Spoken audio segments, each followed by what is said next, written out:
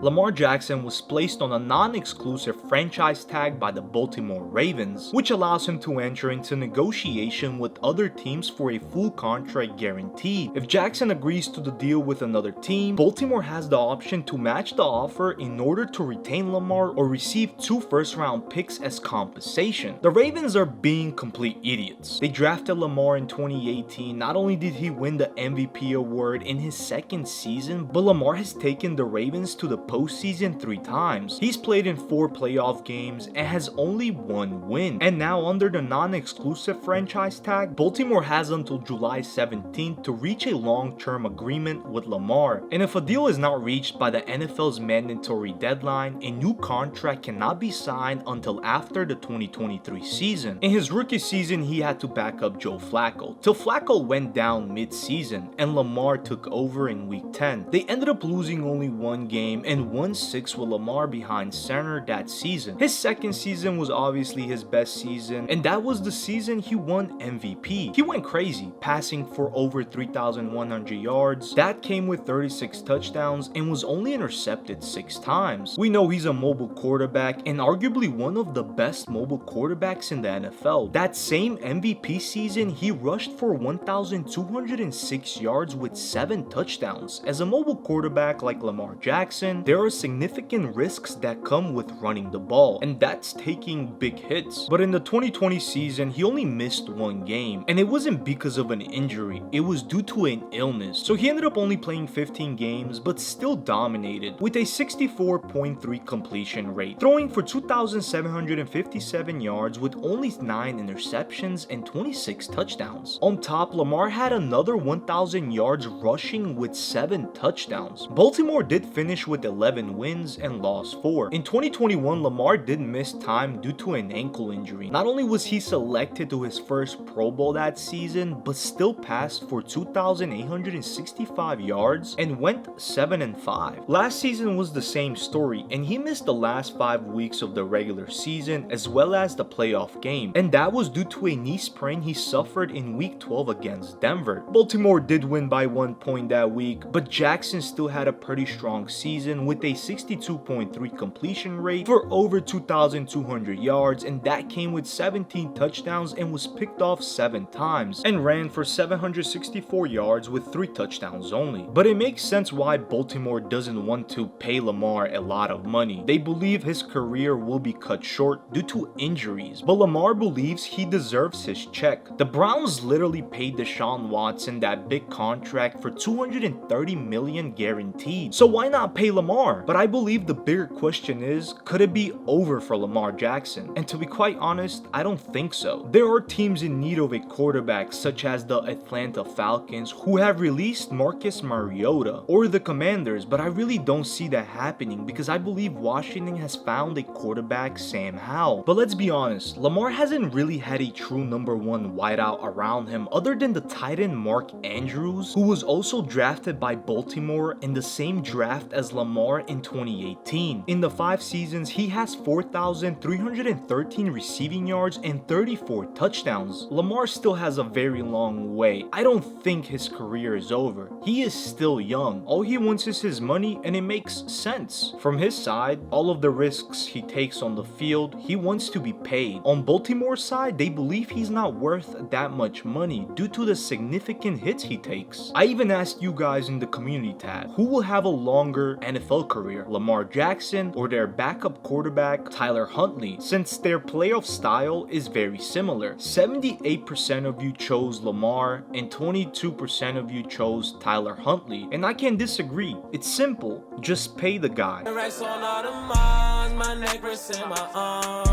Bitch, we some stars, pull up in foreign cars.